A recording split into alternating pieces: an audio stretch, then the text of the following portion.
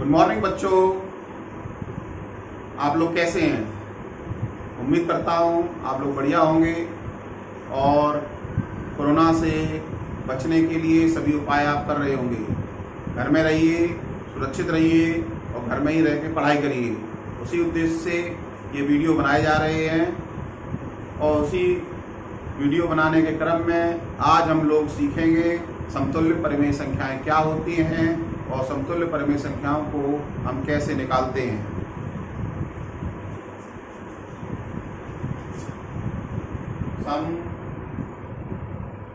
समतुल्य परिमेय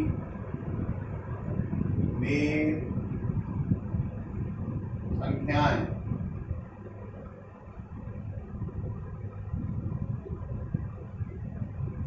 जैसा कि नाम से ही क्लियर है, समतुल्य यानी समान तुलना वाली, यानी एक जैसी, यानी उनका तुलनात्मक अध्ययन करें वो दोनों एक ही परिमेय संख्याएं निकल के आएंगी। रूप अलग होगा लेकिन उसकी जो वैल्यू होगी वो एक ही होगी। इस तरीके की संख्याएं जो होती हैं हमारी समतुल्य परिमेय संख्याएं कहलाती हैं। समतुल्य परिमेय संख्याएं कैसे निकालते हैं तो उसकी पहले हम उसके बारे में थोड़ा लिख लें।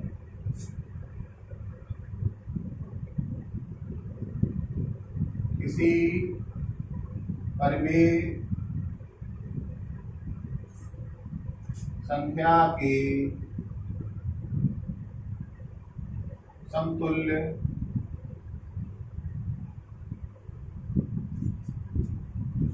परिमेय संख्या निकालने के लिए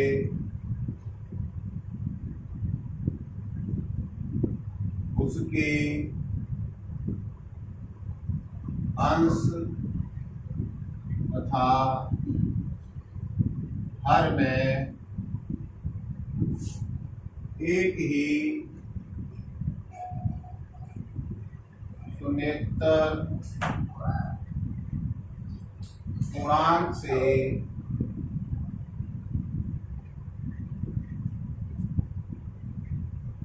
गुणा करने पर प्राप्त होती है।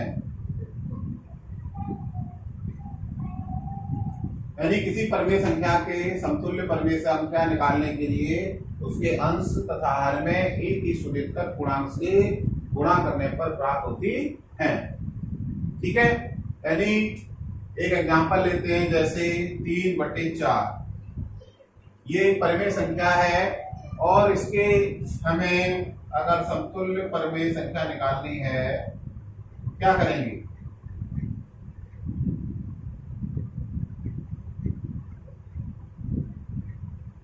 देखिए क्या कह रहा है, उसके अंश तथा हर में एक ही शून्येतर पूर्णांक से गुणा करने पर प्राप्त होती है। यानी हमें उसके समतुल्य प्राप्त संख्या का ज्ञात करने के लिए हमको एक ही किसी भी शून्येतर पूर्णांक से गुणा करना पड़ेगा। यानी शून्य से गुणा नहीं करना है, या धनात्मक पूर्णांक से गुणा करना है या ऋणात्मक पूर्णांक से गुणा करना है, लेकिन हमें शून्य से गुणा नहीं करना है। तो 3/4 के समतुल्य चाहिए हमको परिमेय संख्या। तो किसी भी संख्या 1, 2, 3, 4, 5, 6, 7, 8, 9 किसी भी संख्या से आप गुणा कर सकते हैं। तो हम इसमें 2 से गुणा कर देंगे तो 3 दूनी 6 और 4 दूनी 8।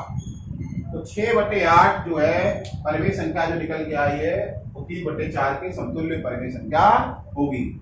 एक और देखते हैं, 3/4 के ही समतुल्य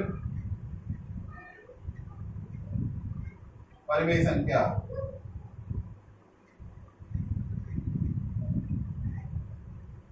तो हमें क्या करना है, 3/4 में 2 से गुणा किया था, अब 3 से गुणा कर दो। 3 तरफ का 9, 4 की 12, तो ये 9/12 यानी ये 9/12 जो परिमेय संख्या आई है वो ये 3/4 के समतुल्य परिमेय संख्या है। इसी प्रकार 6/8 जो परिमेय संख्या आई है वो 3/4 के समतुल्य परिमेय संख्या है।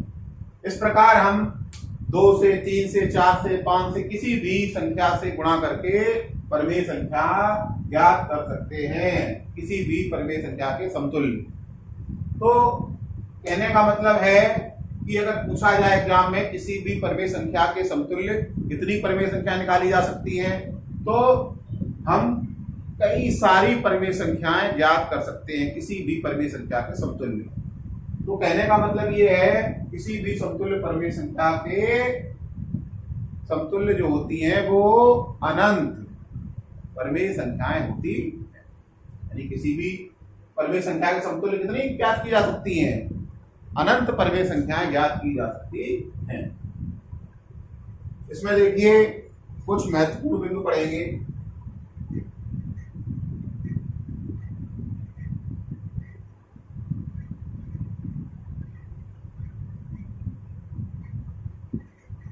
तो देखिए समतुल्य परिमेय संख्याओं से संबंधित कुछ महत्वपूर्ण बिंदु पढ़ेंगे। जो मैंने बताया, पहला बिंदु, किसी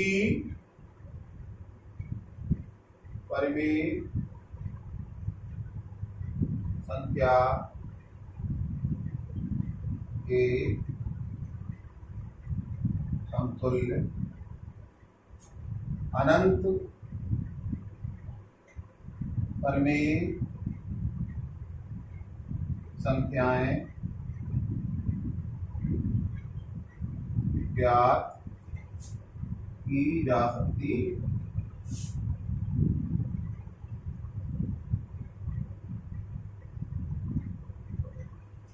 जो अभी मैंने कुछ देर पहले बताया, किसी परिमेय संख्या के समतुल्य अनंत परिमेय संख्याएं ज्ञात की जा सकती हैं। जैसे हमने 3/4 के समतुल्य परिमेय संख्याएं निकाली, तो आप इसमें 2 से गुणा कर दिया, 3 से कर दिया, ऐसे 4 से कर सकते हैं, 5 से, 15 से, 1000 से, 15,000, जितनी चाहें उस संख्या से गुणा कर सकते हैं। और ऋणात्मक संख्या से भी कर सकते हैं, यानी कि 2 से ही कर सकते हैं, -2 से भी कर सकते हैं, -3 से कर सकते हैं, -4 से कर सकते हैं, -5 से कर सकते हैं, किसी भी पूर्णांक से गुणा कर सकते हैं, सिर्फ शून्य को छोड़कर। शून्य को भी आप गुणा नहीं कर सकते। इसमें आगे आने वाला बिंदु है, ये समझ में आया बिंदु? अगर एग्जाम में पूछा जाता है किसी परिमेय संख्या के समतुल्य कितनी परिमेय संख्या ज्ञात कर सकती है, तो किसी भी परिमेय संख्या के समतुल्य अनंत परिमेय संख्याएं ज्ञात की जा सकती हैं।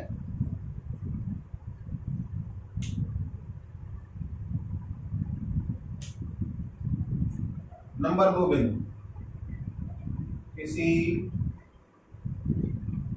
परिमेय संख्या के समतुल्य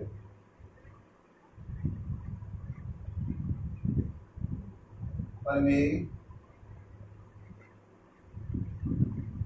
संख्या ज्ञात करने के लिए उसके अंश तथा हर में 0 का गुणा किसी भी दशा में नहीं किया जाता। किसी भी दशा में नहीं किया जा सकता।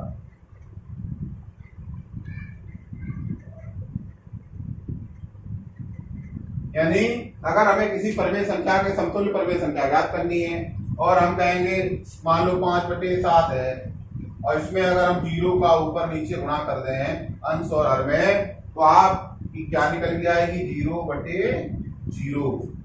और आप जानते हैं 0/0 एक परिमेय संख्या नहीं होती है, और 0/0 एक आपकी परिमेय संख्या नहीं है। ये हम पहले भी पढ़ चुके हैं, 0/0 परिमेय संख्या नहीं होती है, क्योंकि यहाँ पर इसको p मान लें, इसको q मान लें, तो यहाँ q = 0 हो गया। और q = 0 होने का मतलब है कि हमारी परिमेय संख्या की परिभाषा फेल हो गई। q किसी भी हालत में 0 नहीं हो सकता है। किसी परिमेय संख्या के समतुल्य हमें परिमेय संख्या निकालने के लिए किसी भी दशा में हमें 0 से गुणा नहीं करना है। 0 से गुणा करेंगे तो वो संख्या परिमेय संख्या नहीं हमारी कहलाएगी। इतना समझ में आया आप लोगों को? उम्मीद करते हैं समझ में आया होगा। अगर कोई चीज़ में दिक्कत आ रही है समझने में तो आप कमेंट सेक्शन में अपना कमेंट लिख सकते हैं और उस समस्या को आपकी दूर करने की कोशिश की जाएगी। कुछ उदाहरणों के माध्यम से परमेय संख्या के समतुल्य परमेय संख्याएं निकालना सीखते हैं। देखिए एक हमारा प्रश्न है, प्रत्येक के समतुल्य 3 परमेय संख्याएं लिखिए। 2/5, 7/-11, -8/-5। ये 3 उदाहरण हैं। इनके 3 आपको समतुल्य परमेय संख्या निकालनी है। निकालने के लिए क्या करेंगे, आपको सिंपल लिखना है 2/5 के समतुल्य परमेय संख्याएं बराबर 2/5 गुणा 2 गुणा 2। अंश में भी 2 से गुणा कर देंगे और हर में भी 2 से गुणा करेंगे तो 2 दूनी 4, 5 दूनी 10। इसी प्रकार 2/5 गुणा 3 गुणा 3 बराबर 2 3 6, 5 3 15। इसी प्रकार 2/5 गुणा 4, अंश में 4 का गुणा कर देंगे, हर में भी 4 का गुणा कर देंगे तो 2 चौकू 8, 5 चौकू 20।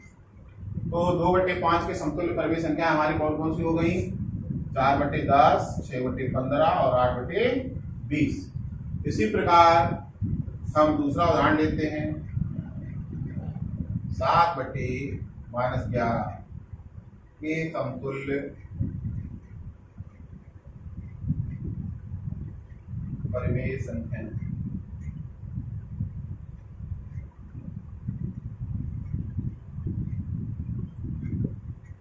-11 आप लिख लीजिए और वही तरीका ऊपर अंश में भी 2 से गुणा कर दीजिए और हर में भी 2 से गुणा कर दीजिए। 7 दूनी 14 बटे 11 दूनी 22। माइनस का चिन्ह है तो माइनस का चिन्ह भी आपका यहाँ पे आ जाएगा। इसी प्रकार 7/-11 दोबारा लिखिए और अंश में 3 से और हर में भी 3 से गुणा कर दीजिए तो 7 तिया 21 और 11 तिया 33। का आएगा 33, माइनस का 33 आएगा। इसी प्रकार 7/-11 गुणा 4 7 चौको 28 -11 चौको 44। तो हमारे देखिए 7/-11 के समतुल्य परमेय संख्याएं 14/-22, 21/-33 और 28/-44 आ गई। इसी प्रकार हम -8/-5 की समतुल्य परमेय संख्याएं भी ज्ञात कर सकते हैं।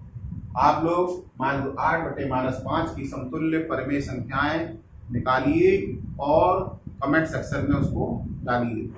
अभी हमने सीखा कि परमेय संख्याओं के समतुल्य परमेय संख्याएं कैसे ज्ञात करते हैं। अब हम सीखेंगे किसी भी परमेय संख्या को सरलतम रूप में हम कैसे ले सकते हैं या उसके मानक रूप में कैसे ले सकते हैं। सरलतम रूप या मानक रूप दोनों एक ही चीजें हैं। तो किसी भी परमेय संख्या को सरलतम रूप में लिखने के लिए हम क्या करेंगे कि उसके अंश और हर को समान संख्या से विभाजित करेंगे।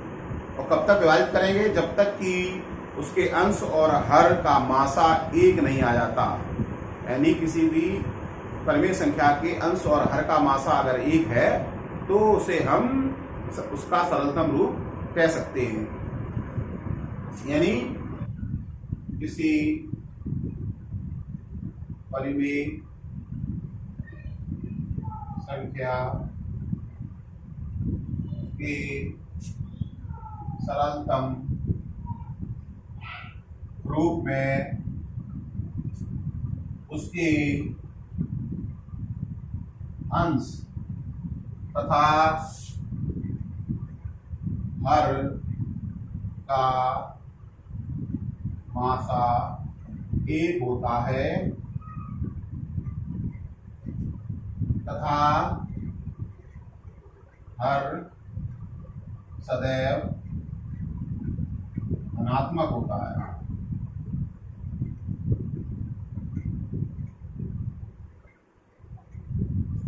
तो देखिए साफ साफ समझ में आ रहा है इससे कि किसी परिमेय संख्या का सरलतम रूप कब कहलाएगा, जब उसके अंश और हर का मासा एक होता है, यानी एक होगा तभी वो परिमेय संख्या का सरलतम रूप कहलाएगा। Number 1 condition. और नंबर 2 कंडीशन क्या है, हर सदैव धनात्मक होता है, यानी हर का कैसा होना चाहिए, धनात्मक होना बहुत जरूरी है। धनात्मक पूर्णांक, धन पूर्णांक संख्या होनी चाहिए हर। देखिए अब इसे हम उदाहरणों के माध्यम से सीखते हैं। एक उदाहरण लेते हैं। सिंपल सा 9/18। 9/18 एक परिमेय संख्या है और इसके सरलता रूप में इसे ज्ञात करने के लिए क्या करेंगे, हमने कहा था कि अंश और हर को समान संख्या से विभाजित करना है और ऐसी संख्या हमें ढूंढनी है जो दोनों को विभाजित कर दे, अंश को विभाजित कर दे और हर को विभाजित कर दे। तो देखिए इसमें जो है 9/18 है तो इसमें 9 से जा रहा है, 9 एका 9 और 9 से ये भी कट रहा है, 9 दूनी 18, 1/2। अब ये विभाजित नहीं होगी, इसका अंश क्या है 1 और हर क्या हमारा 2। अगर 1 और 2 का मासा निकालें, 1 और 2 का मासा निकालें, क्या आएगा, 1 और 2 का मासा 1 आता है। मासा पिछली कक्षाओं में निकालना हम सीख चुके हैं, तो मासा कैसे निकालते हैं सभी बच्चों को आना चाहिए, और जिनको नहीं आता है वो पुरानी किताब से आप देख सकते हैं, जो पिछले साल पढ़ाया गया था मासा निकालना, उससे आप दोबारा से रिवाइज कर सकते हैं। एक एग्जाम्पल लेते हैं, 24/36। 24/36 को हमें सरलतम रूप में रखना है। तो देखिए जो भी संख्या आपको मिल जाए, ये नहीं बहुत बड़ी संख्या आपको ढूंढनी है, जौन सी संख्या आपको समझ में आ जाए वो संख्या आप ढूंढ लीजिए, जिससे भी दो अंश और हर दोनों विभाजित हो जाए। अब इसमें 24/36 है तो देखिए 24 अंश है और 36 हर है, तो इसमें 2 से विभाजित हो जाएगी। तो 2 से विभाजित हो जाएगी, 2 1 2 2 दूनी 4 दूनी 12 दूनी 24 होते हैं। ऐसे ही 36 में भाग देंगे 2 से तो 18 बार जाएगा, यानी 12/18। चेक करिए क्या 12 और 18 का मासा 1 है। तो जब आप 12 और 18 का मासा निकालेंगे तो आपको पता चलेगा 12 और 18 का मासा अभी 1 नहीं आ रहा है। तो इसका मतलब हमें अभी और विभाजित करना है। फिर विभाजित करिए, देखिए अब हमको पता चल रहा है 12 और 18 3 से विभाजित हो जाएगा, 3 चौकू 12 और 3 छक 18। बढ़िया, यानी हमारा कितना आ गया 4/6। चेक करिए 4/6 क्या 4 और 6 का मासा 1 आ रहा है। 4 और 6 का मासा निकालेंगे तो हमें पता चलेगा 4 और 6 का मासा हमारा 1 नहीं आ रहा है। इसका मतलब हमें और विभाजित करना है। अब देखिए 2 दूनी 4 2 दिया 6, 2/3। अब 2 और 3 का मासा निकालिए, जब 2 और 3 का मासा निकालेंगे तो हमें पता चलेगा कि इसका मासा हमारा कितना आ रहा है, 1 आ रहा है। तो 2/3 का मासा 1 आ रहा है, तो इसका मतलब 2/3 ये सरलतम रूप है। 24/36 का सरलतम रूप कितना आया, 2/3 आया। या हम कह सकते हैं 24/36 का मानक रूप क्या आया, मानक रूप हमारा 2/3 आया। इसी प्रकार से हम किसी भी परिमेय संख्या का सरलतम रूप ज्ञात कर सकते हैं। अंश और हर में हमें समान संख्याओं से भाग करना है और भाग तब तक करते चले जाना है जब तक हमारे अंश और हर का मासा 1 नहीं हो जाता, और हर हमेशा धनात्मक रहना चाहिए। देखिए एक एग्जांपल लेते हैं।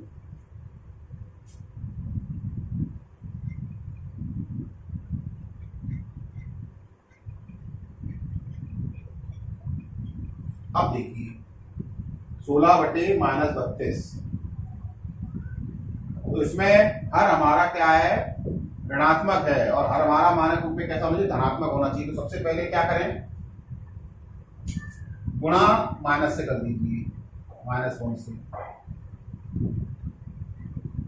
तो ऊपर कितना आ जाएगा, -16 बटे माइनस माइनस प्लस हो जाएगा, 32 एकड़ 32।